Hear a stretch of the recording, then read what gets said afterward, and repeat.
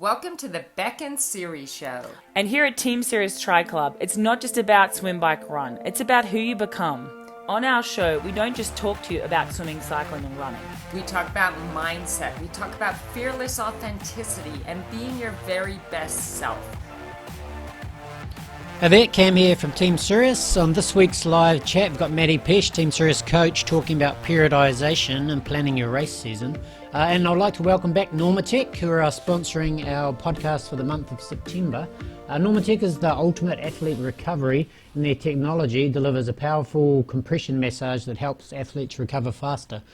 Keep listening to the podcast to figure out how to go in the draw to win $500 towards any NormaTec product. And also, if you go to www.teamserioustriclub.com/NormaTec, you can get the discount code to get $50 off any NormaTec product. But if you're already a Team Sirius member or you're thinking about joining, you can actually get a 25% discount off NormaTec. So all you need to do is log into the club platform and access the discount pages to grab that discount code. Or if you want to join the club, you can do that at teamserioustriclub.com. I'm going to hand you over to Maddie now, and I hope you enjoy it. Okay, welcome to the live chat tonight. I'm subbing in here for Siri and Beck. It looks like they are off having lots of adventures in Australia. So super excited for them, super happy for them, and happy that I can fill in and talk with you all about a few things. So I just wanted to say a few things before we go ahead and get into our main topic for tonight's chat, which is going to be about periodization or planning out training blocks throughout your race calendar year. So to first start out, what I wanted to say is just congratulate everyone on the weekend, anyone who might have raced.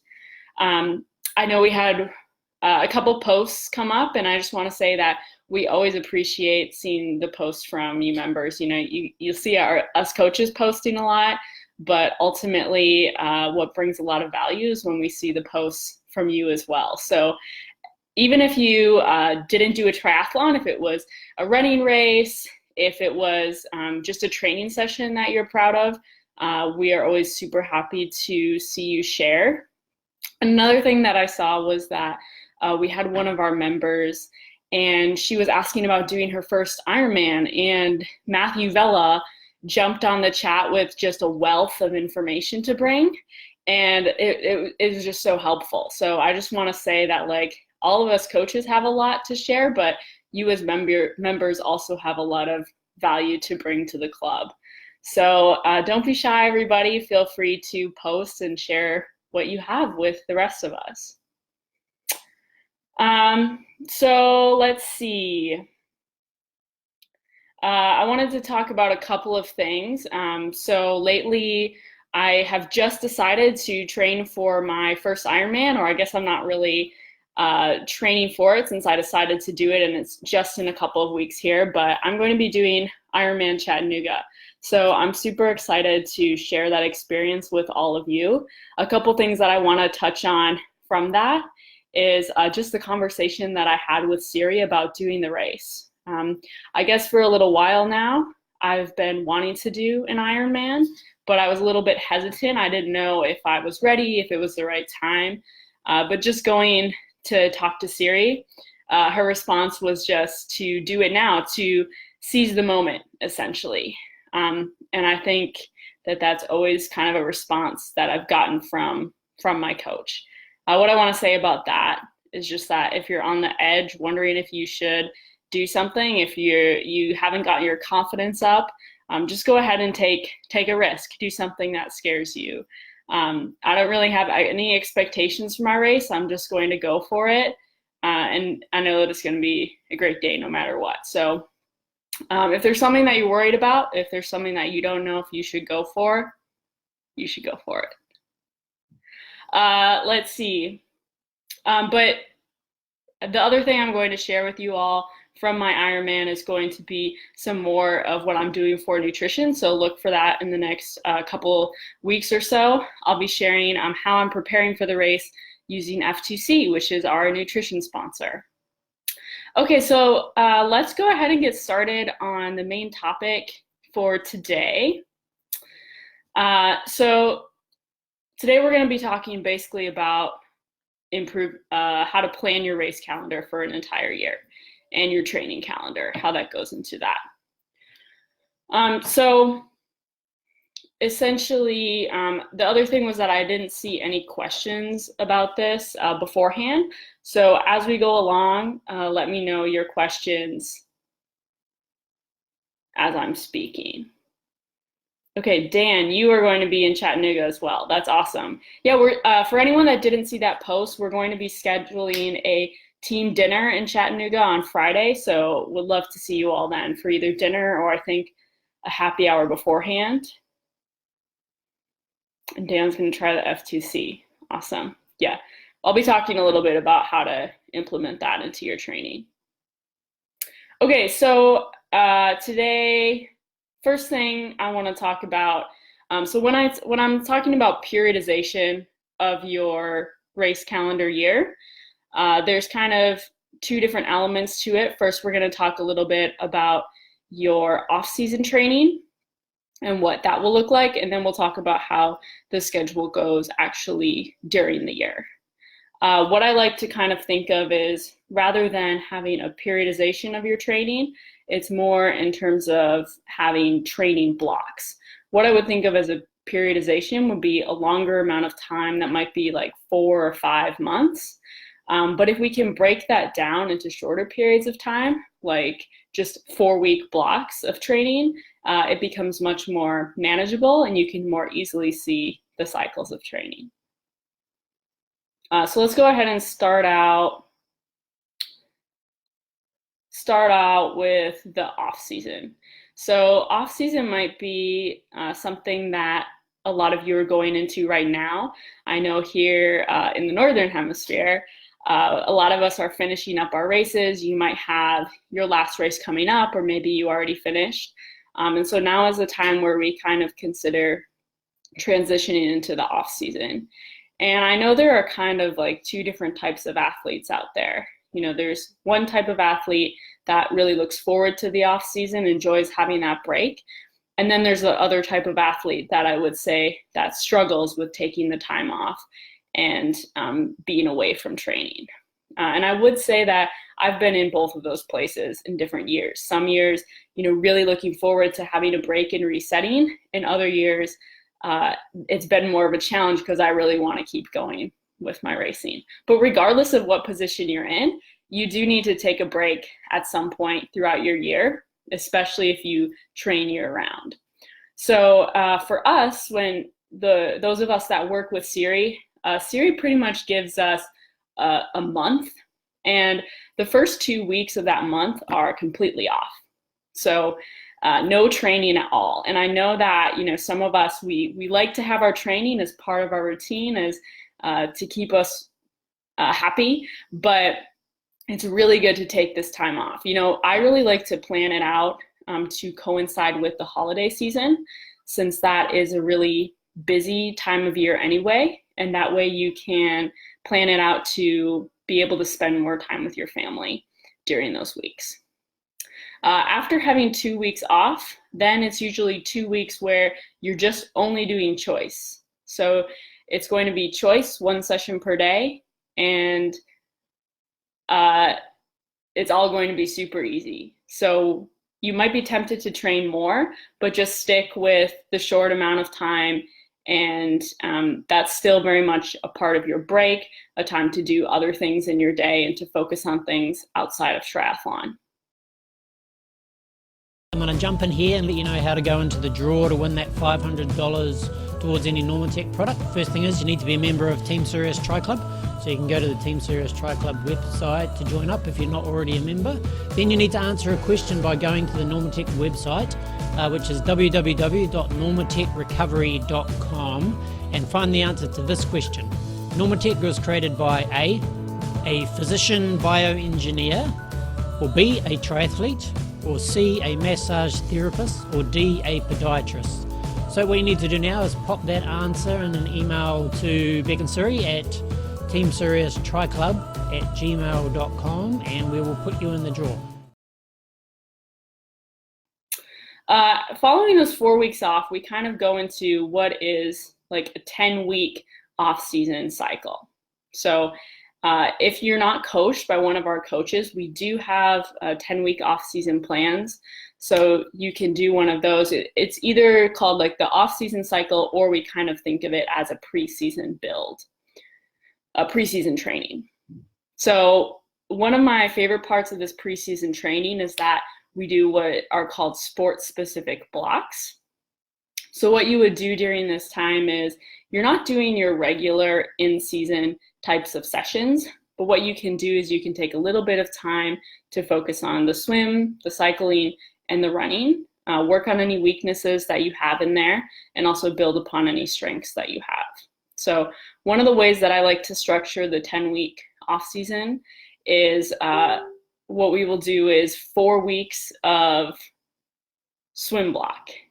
So if you've heard about the famous or the infamous swim block, it's 4 weeks of pretty much just only swimming. And what is really great about the swim block is that it allows you to build your aerobic fitness, work on your swim, which is many people's weak points, but also get some time off of your legs. So this is still very much allowing your legs to recover from the intensity of the previous season. If 4 weeks of swimming only seems pretty intimidating to you, then sometimes you can only do like a 2-week swim block, or you can do a 2-week swim focus where you might have more swimming than you're used to, but you're also doing a little bit of running and cycling within that as well. So what I would maybe structure the 10 weeks as is maybe 4 weeks swim block, then 2 weeks of a cycling focus. So still doing a little bit of swimming and running, but we're focusing on the cycling now. 2 weeks of running focus, and then 2 weeks of a balanced plan where you are doing all 3 sports and getting ready for the main season. And then I would say if you're intimidated by the swim block, as Gabby is saying here, you might want to try for your first season a 2-week swim block.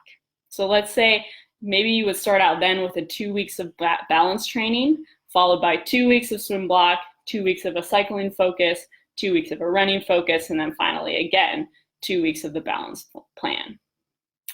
So let me know if you have any questions kind of what that off-season cycle looks like.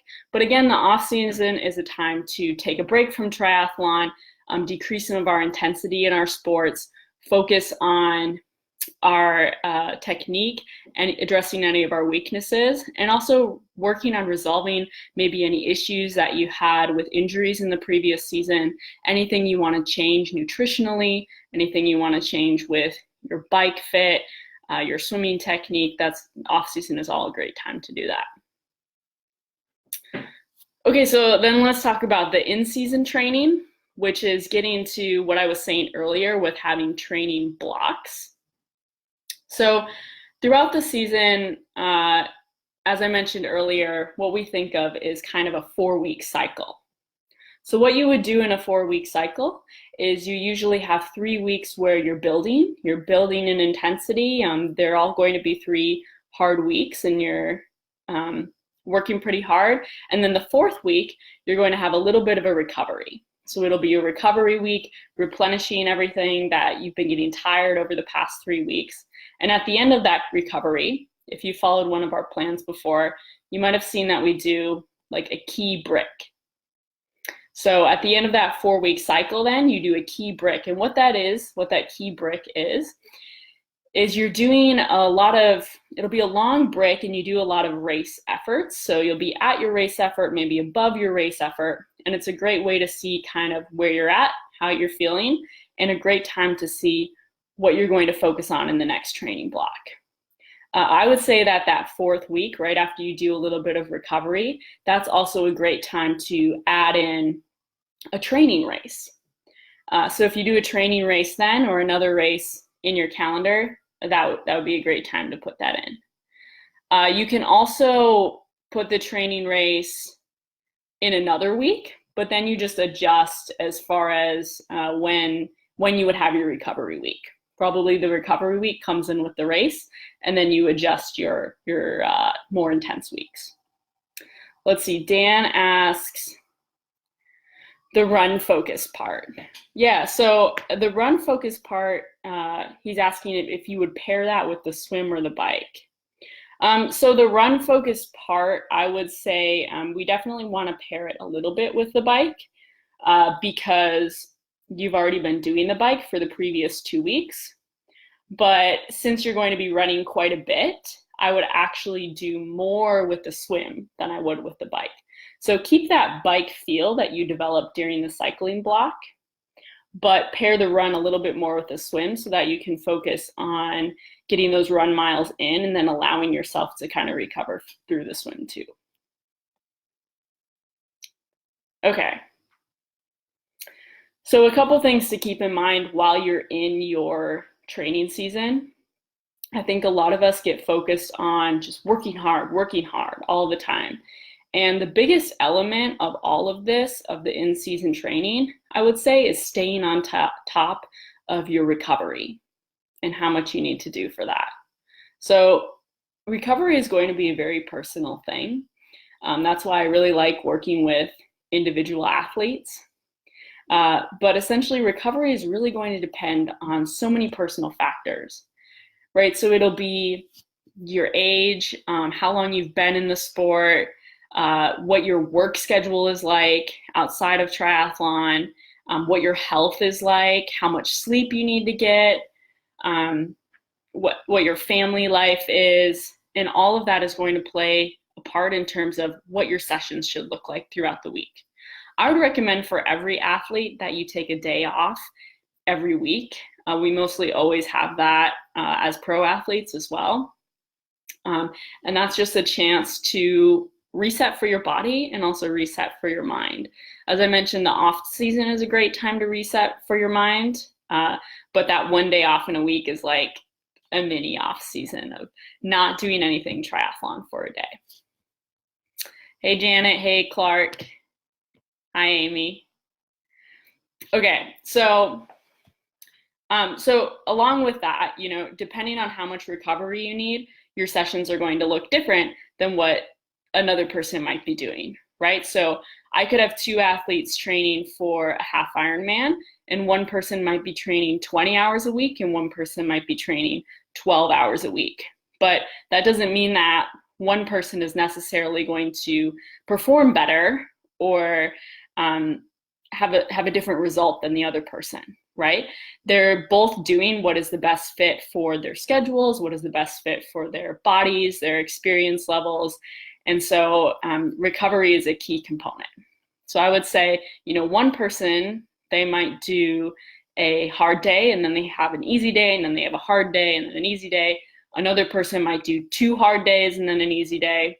Another person might have multiple sessions in a day or just a single session in a day. It all depends on these different factors that I said before. So, yeah. And so I guess the next element would be essentially planning out your race calendar. So, when you have your training blocks, as I recommended, that 4th week where you're doing a little bit of recovery, you're going to have your key race break. That would be a great time to have a race. So if you have a main race that you're planning for the season, if it's an Ironman or a half Ironman, you should also be doing a few other races within that time. And if you can kind of space them, maybe 1 month out before your race, 2 months out, 3 months out, that can be a good way to space it. And as far as how much you race, again, that's going to be all kind of depending on those different factors that I talked about before. So when you have a race, you should use that as a learning experience, and you can kind of see, how long did it take me to recover from that race and be ready to go again? And that can be a good indication of how many days rest you should have, how many days easy you should have before going into your next training cycle. I think, a lot of times in triathlon, it's common for people to have certain rules about when to race and when not to race. They say like, oh, you should only have a certain number of races in a year, or you can only have 1 A race, or never race this race next to this race. And I don't think that any of that is true. We all have different things that work for us. And so the best thing that you can do in planning your race calendar is kind of see how you did in the past in terms of spreading out your races, experiment with it a little bit, and don't be afraid to kind of take a risk and plan out certain races. Choose the races that speak to you. And the other thing I have to say about that is that if you are going to do a race, make sure you're trying in that race, right? One of my pet peeves actually is if I'm at a race and I start talking to someone, I say, hey, how you feeling about tomorrow? You ready to go for the race? And they're like, oh, well, I'm not really focusing on this race. This race isn't important to me. I have another race in a month that I'm focusing on. And to me, that's just a way of already, using a defense mechanism so that it doesn't matter how you do in the race, right? So if you're going to sign up for a race, it's okay if you feel like it's not your A race, if it's at a weird time in your training schedule, still show up for that race and compete in that race. It doesn't matter if the previous week you had something that was difficult going on. When it comes down to race day, give it your all, and you can get back into the training cycle after that. So let me know if you kind of have any questions about, how to plan out your racing calendar and what that would look like. Again, I think a lot of it you can base off of trial and error. So let's see, a couple other things. Tapering. So let's talk a little bit about tapering. So what I would say, when you have that recovery week in your training cycle, that, as I said, is a great time to have a little taper for a race. But in general, I would say we would do about a 10-day taper for a half Ironman. We would do about 7 to 10 days for an Olympic distance race, and maybe about 2 weeks for an Ironman race. So a couple things to remember about taper. You are tapering down, right? So you're not going from 100% training to 0 training. You wouldn't lose actually very much fitness if you didn't train at all, but why we taper down our training volume is that what we can do is we're allowing your muscles to recover and to get ready to race. But it's also important during taper to try to maintain a feel for the speed, for your race efforts, and to keep everything active during that time as well. So a couple things that are really good elements of taper. You're going to decrease the duration that you're doing the different sports, but you also, as I said, you want to maintain the feel. So a couple things that I love to do during taper week is a pre-race brick. So we talked about those key race bricks, and those would be kind of 4 weeks out, 8 weeks out, 12 weeks out from your main race. But a pre-race brick is different because you're going to be doing it during race week. So it's going to be a lot shorter, but don't be nervous if it feels kind of hard. Because what you do in the pre-race brick is you do some race pace efforts. So they are going to feel pretty hard because your race pace should feel hard. But what you do is you get a lot of recovery between those efforts. And it's also, even though it feels hard in the moment, it's nothing compared to the volume that you've been doing previously. So, so that would be one element. The other element of the taper week, I would say, would be a speed swim. And so the speed swim, again, you're going to be going hard. So you'll have a few hard intervals, but you're going to get a lot of rest on them. And what this is really great for is it gets your heart rate up in the race week. It helps you develop that speed, but at the same time, we aren't taxing your legs as much, so your legs are able to rest, and you're still recovering for the race. So I would say those are those key elements. Otherwise, just try to keep loose, do something every day, and do what feels good to you race week before the race, but keep moving. And the last thing, as far as planning your season out, We just want to be aware of any injuries that might come up during that time, right? So a lot of us might have quite a few races for a long time of the year. I know that I personally have my first race around April and might continue racing until November, December. So that's a long time. So the best thing that you can do is just try to stay consistent in your training. Ideally, we want to just try to avoid injury. And the best ways to do that are, as I said, get a handle on your recovery, know how much time you need, listen to your body, give it what it needs. But that being said, if some sort of injury does come up, the best thing that you can do is to just shut it down early, right? So I've seen, maybe a lot of people that they're training for a big race that's coming up. And if you get an injury, it can be easy, especially if the race is in just a few weeks, to really want to kind of just push through the injury and continue doing your hard runs, continue doing those long bikes. But if we continue to train and we push it until it's really, really hurting, then it's going to take a lot longer to heal and bring you out for longer. So I would say, as soon as you start feeling something, just shut it down for like 1-2 days. And even just stopping that session that you're doing. Like if you start feeling something on the run, even just stopping, that's a huge change that I've made that has entirely prevented many injuries for me. I used to, when I would start feeling some sort of pain on the run that wasn't normal, I would just keep running. I'd be like, I have 20-30 minutes left of this run. I have to finish this run. And then 30 minutes later, I've been running in pain for 30 minutes and I'm injured. Now what I do is if I start feeling something that doesn't feel right, I go ahead and I just stop for a second and I assess to see if I can just stretch it out or something. And many times, if I can just reset, then I can keep going. And if it does happen to be something that's bothering me for a day or two, I even just switch a few sessions around. So I go water run for one session instead of getting an injury and having to water run for 4 weeks. So the best thing that you can do is just try to stay as consistent as you can in your training. If an injury comes up, try to address it right away. Try not to get so caught up in the potential of the future races that you have coming up.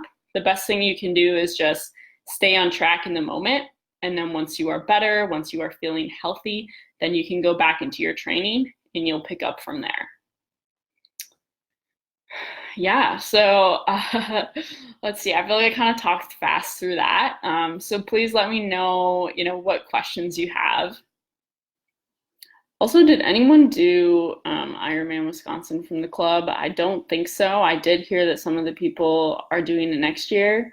But if you have done Ironman Wisconsin, or if you are doing it, or if you're doing the 70.3, I would love to know because I live in Madison. So I'd love to be able to show you around if I'm here. I actually haven't been in town for any of the Ironman Wisconsins, but I would like to be someday, or maybe potentially competing in it. Who knows? Okay, well, I don't think I'm getting many responses. So I hope you all had a great night. If you have any questions about this, because I know that we kind of went through it quickly, please just let me know afterwards. But again, a lot of these things that I talked about are elements of the training plans that we have. So if you are following one of those training plans and you have kind of questions on it, or kind of the reasons behind the certain sessions or how they're set up like that, please let us know. I mean, we're always really happy to answer the why behind. And Siri and Beck developed those plans with making sure that there's a purpose behind every session, right? That's something that I'm super proud of on this team, is that there's never a workout that was just thrown in there for no reason. It all has a purpose behind, what we are doing to build up your fitness and helping you reach new levels. So I think that's super great. And then of course, the next element to that is just adding the personal touch. So understanding, what works for you and for your body and your race schedule and the personal goals that you have. So if you're following a plan, or if you're working with one of us and you're wondering about, a certain race that you have coming up that you don't know how to plan the training for it, or you're wondering about, an injury that you have and you have to change some of the workouts, or you're not sure about the recovery time, or you've been feeling strange in some of the sessions, really happy to answer any of those questions. It's super fun. So yeah. I do have a question from someone. Thank you, Gabby. How would you look at a race like Triple T in Ohio? Friday sprint, Saturday Olympic and AM.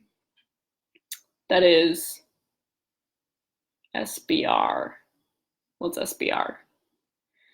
And PM Olympic is BSR, and Sunday is a half. That's intense.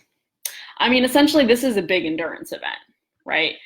So you're asking your body to perform 3 days in a row, right? So certainly we're going to be training for it like you would probably for like an Ironman, essentially, right? So what I would have you do is really be focusing on recovery for all of these. You want to make sure that you're paying attention to how your body is feeling from day to day. So a really good thing that I think you could do to prepare for an event like that would be to give yourself, multiple hard days in a row. Like, for example, this weekend, I had a huge brick on Saturday, and then immediately following the next day, I had a really hard run. So by doing that, I'm able to, understand better how my body is running underneath fatigue and how my body is performing that way, and kind of understand what I need to do differently when your legs are fresh compared to what you need to do when your legs are fatigued.